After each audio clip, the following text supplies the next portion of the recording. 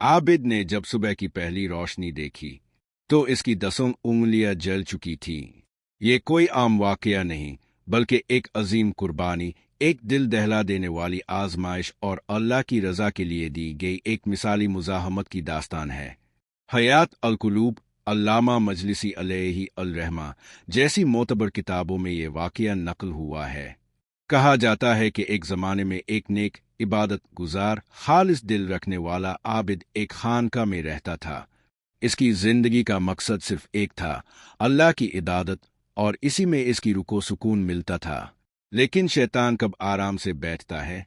कुछ बेदीन फासिक लोगों ने इस आबिद को गुनाह में मुब्तला करने का मंसूबा बनाया।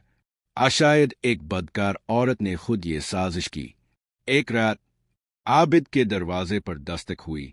वो उठा, दरवाजा खोला तो सामने एक औरत खड़ी थी, रोती हुई, सहमी हुई, कहने लगी, ए अल्लाह के बंदे, मैं एक बेसहारा औरत हूं। चंद ओबाश नौजवानों ने मेरा पीछा कर रखा है। अगर अपने मुझे एक रात के लिए पनाह ना दी तो वो मुझे नुकसान पहुंचाएंगे। खुदा के लिए मुझे अपनी खानका में जगह दे दे। आबिद का दिल पिघल गया। इसने सोचा किसी मजबूर की मदद करना भी तो इबादत है। चुनांचे इसने दरवाज़ा खोला और वो औरत अंदर आ गई। वक़ुत ज़रा रात की खामोशी गहरी होने लगी और फिर औरत नक औस्त औस्त नौजवा एंदोज़ कौन शुरू के दीप। इसका असल मकसद यही था। वो आबिद को गुनाह में गिराना चाहती थी।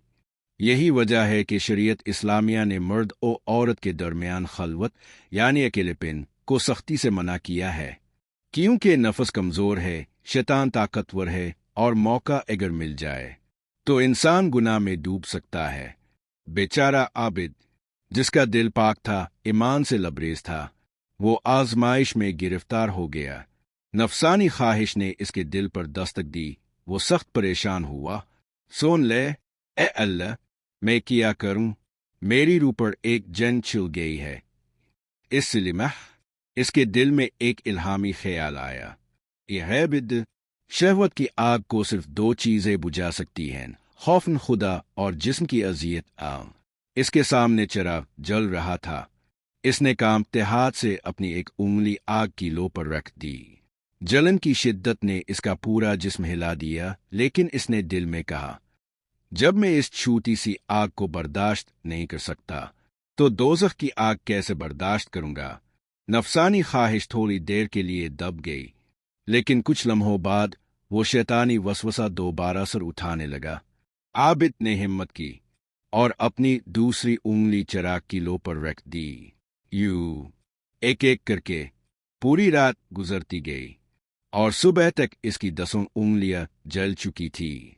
जब वो औरत ये लर्जा खेज मंजर देखती है, एक इंसान जो अपनी ख्वाहिशात को कुचलने के लिए खुद को जला रहा है, तो इस पर लर्जा तारी हो जाता है। वो दरवाज़ा खोलती है और खौफ और नदामत के आलम में वहां से चली जाती है।